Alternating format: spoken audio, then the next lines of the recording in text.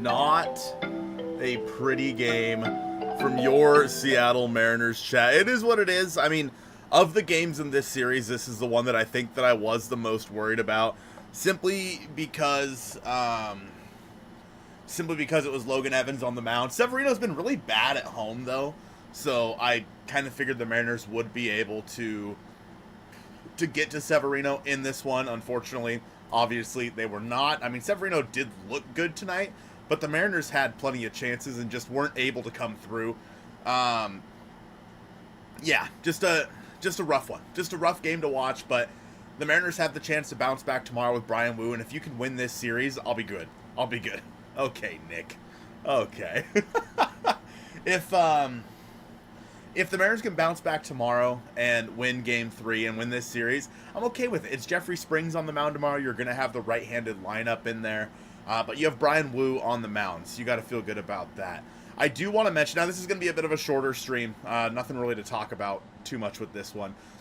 Evans, I mean, this game is on Logan Evans and the offense. I mean, the fact that Cole Young hit that ball so hard back up the middle and it just was not, and it was just a 610 expected batting average on that thing, and it was caught, is such a bummer. Manny with the 199. Darren Scott McCacken would not let this happen, chat. Trade for Darren Scott McCacken at the deadline. Manny, I appreciate that 199, Pookie Bear. You think Evans is getting burnt out? Yep. Yeah, so Logan Evans in 2024, through the most innings that he had in a single year, with 107. I think after today, he has thrown 105 innings this year. He is 2 innings away from his career high. You can maybe expect him to be able to go, I don't know, 25, 30 more innings.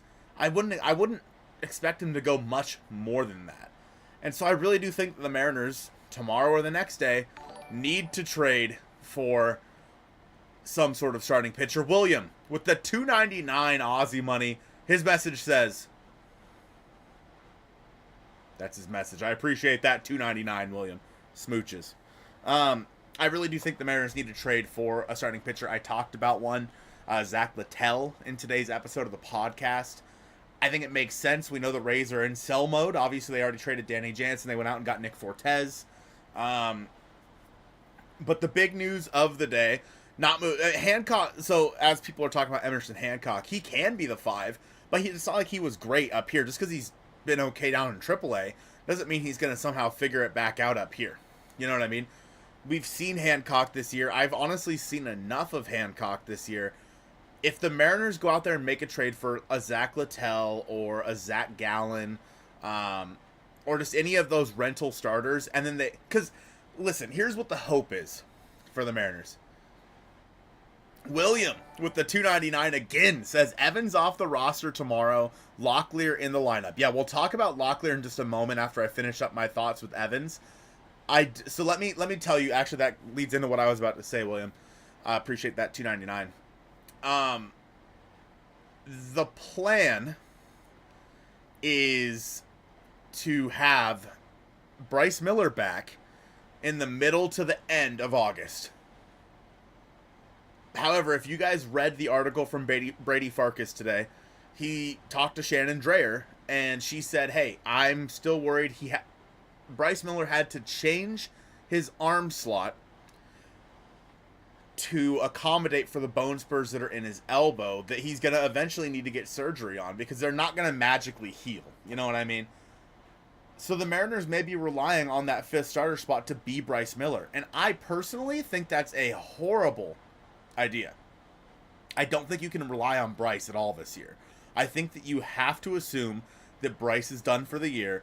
If Logan Evans is your 5 the rest of the way, so be it. I think they would go to Hancock over Evans just because Evans is going to get to a pitch limit. However, if the Mariners acquire a 5th starter and maybe trade one of Evans or Hancock, then sure. Then obviously this conversation changes.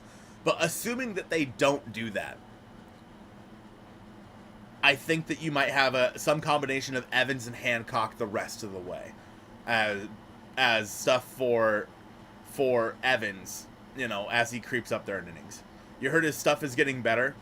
Yeah, I mean, in simulated games, But when you get, I mean, even Shannon Drayer mentions it. If he gets back into game action and game speed and actual stressful like situations, then if he reverts to how he was throwing before and messes up that elbow even more, he's done. He should have already had the surgery, which I know a lot of us have been saying that for a while now. It's not going to be a huge surgery, but I think they really are trying to push it off until the off season. So I don't know. I'm not too upset about today's loss. It came with some interesting news. Obviously, a lot of you guys are talking about it in the chat, but Tyler Locklear is coming up for the Mariners tomorrow.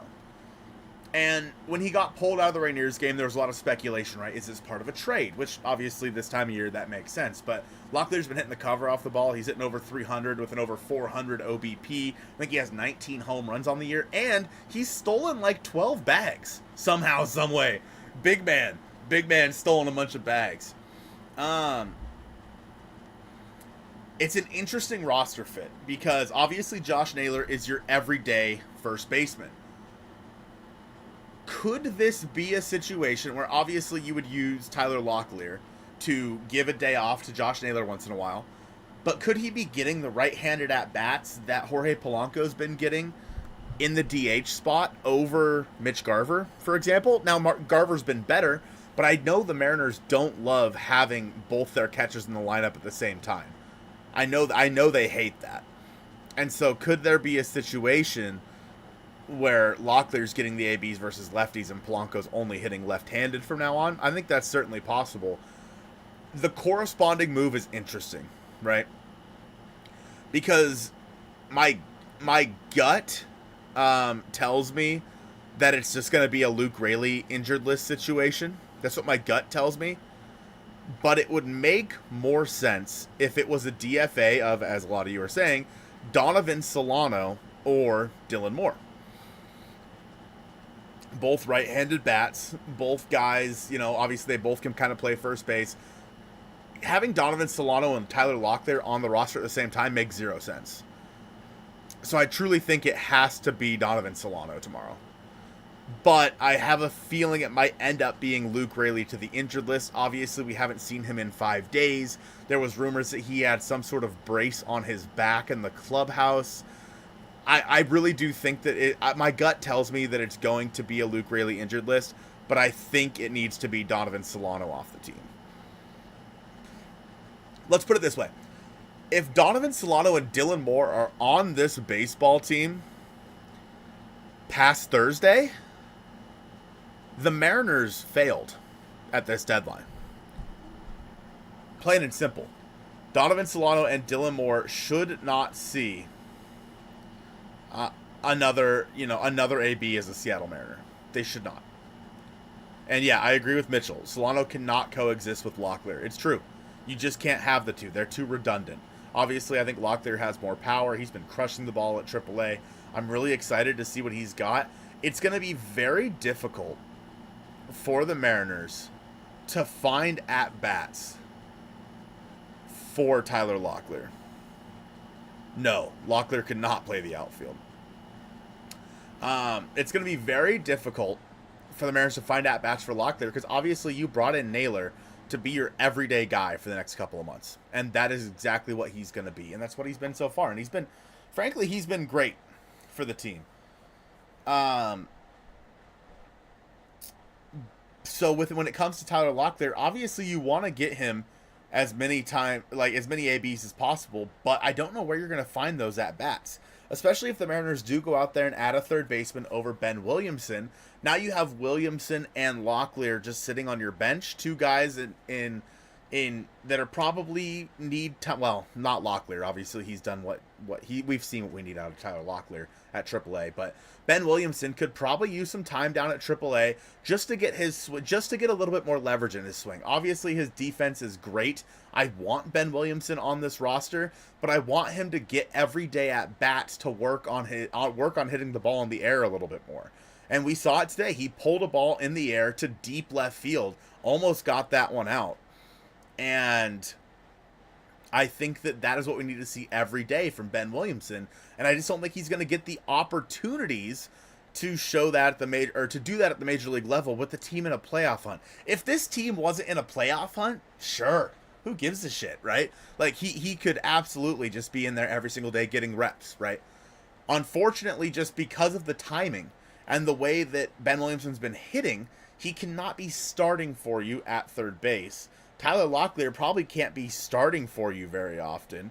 I think that there's a chance that both guys have to just spend time on the bench for the Mariners. And does that make the bench better? In my opinion, yes. I mean, it makes it so you're basically replacing Donovan Solano with Tyler Locklear. You're replacing Dylan Moore with Ben Williamson. Frankly, you can't be worse than what Solano and Moore have been. So adding those two guys is more than fine with me. Yeah, people have been talking about JP Crawford. He has, I want to say he was in like a 2 for 30 slump. Last I looked. When JP Crawford is going right, he's hitting the ball to left field. He's hitting the ball the other way.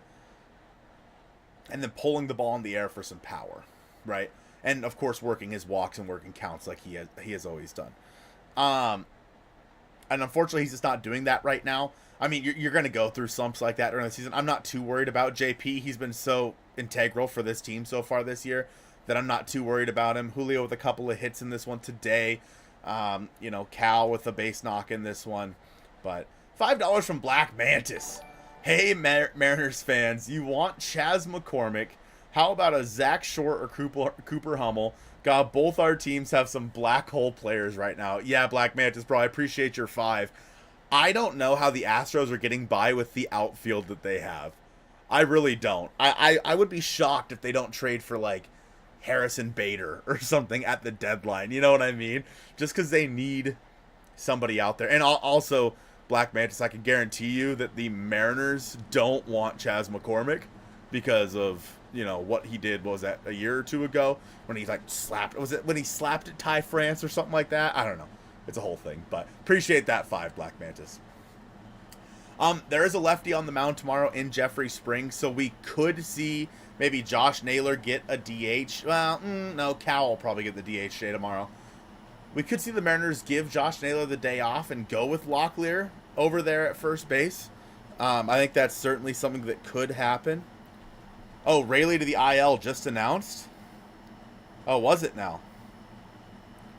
Hold the phone. Slapgate, yeah. Was he? Luke Raley, who's been dealing with back stiffness, will be placed on the injured list as the Mariners' corresponding move for Tyler Locklear tomorrow. Okay, shout out to William. Appreciate that, William. Okay, so that's our answer. It is Luke Raley to the injured list. That's what my gut was telling me. That's what I assumed. That's why we have not been seeing Luke Raley in the lineup, which makes some sense. I don't know why it took them this long.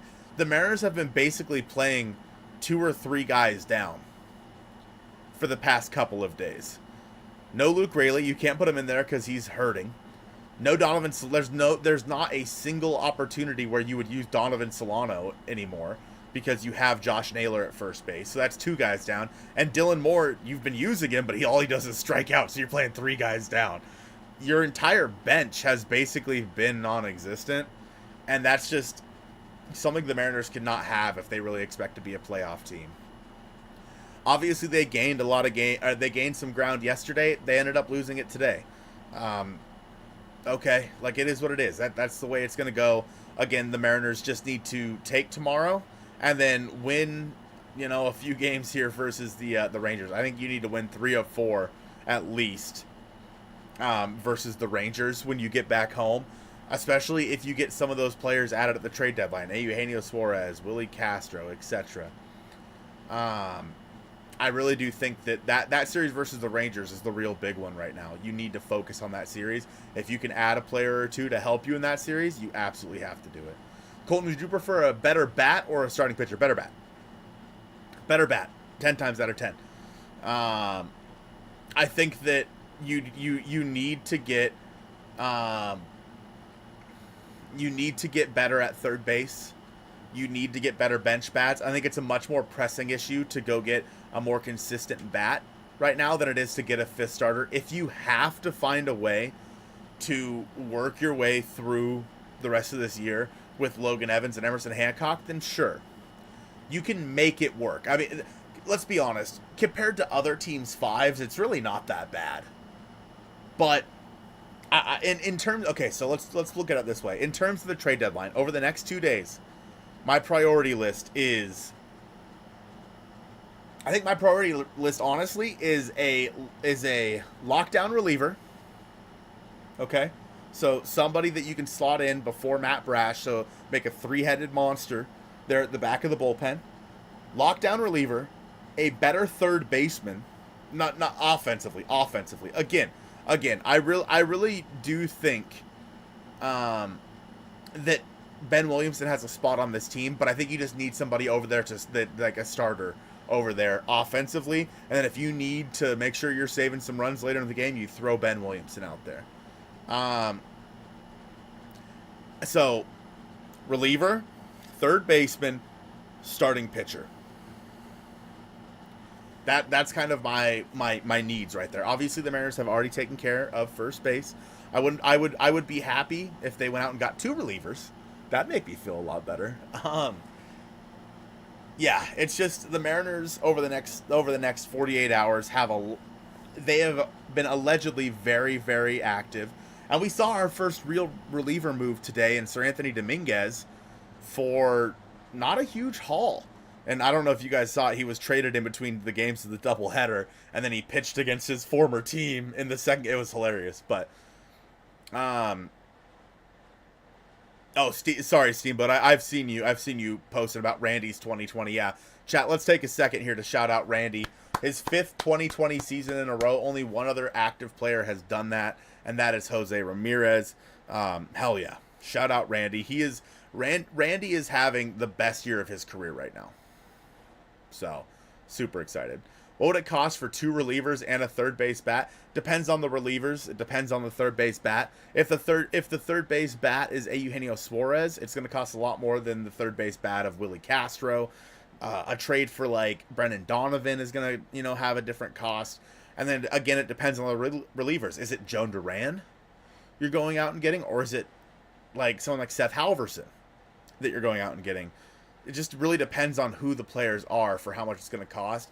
The rumored cost for Joan Duran is 2 top 100 prospects.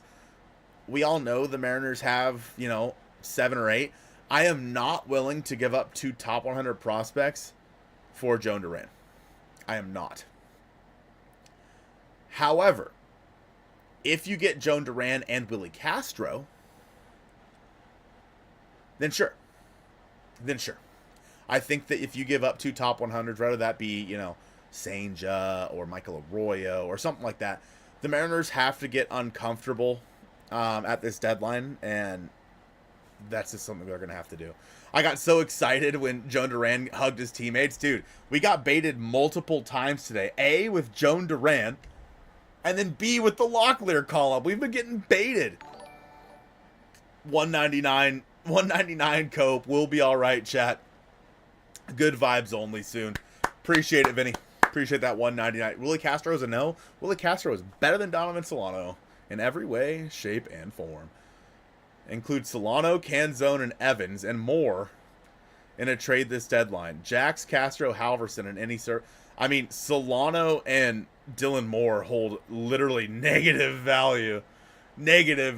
So you're actually hurting the trade package by including them. Solano and Dylan Moore just need to be DFA'd. You're not going to be able to get anything with them, but Master Boney's in the minor leagues. You can still get him. Anyway, chat, we're going to call it there. Obviously, not a whole lot to talk about this game. Over the next 2 days, I am off tomorrow, so if the Mariners make a trade, I'll be able to go live, right when it happens. And then, friendly reminder, we're doing our 7 or 8 hour live stream on Thursday from 9 a.m. to 3 p.m. Make sure you guys are there for that. We're going to be live reacting to all the trades around MLB, especially, obviously, any that the Mariners make. But yeah, just stay locked into the channel, not locked on. Not locked on. Don't stay locked on, stay locked in. All right? To the channel over the next couple of days. We'll probably have... I will be shocked if there is not at least 1, if not 2 live streams tomorrow. I'll be shocked. Just because A, there'll be a live stream after the game, and B, I think there's going to be a trade. I think there's going to be a trade tomorrow. I was right about when they were going to make their first trade with Josh Naylor. I think I'm right about tomorrow too, but we'll just have to wait and see. I appreciate you guys being here for this one. I'll talk to you then. Go Mariners.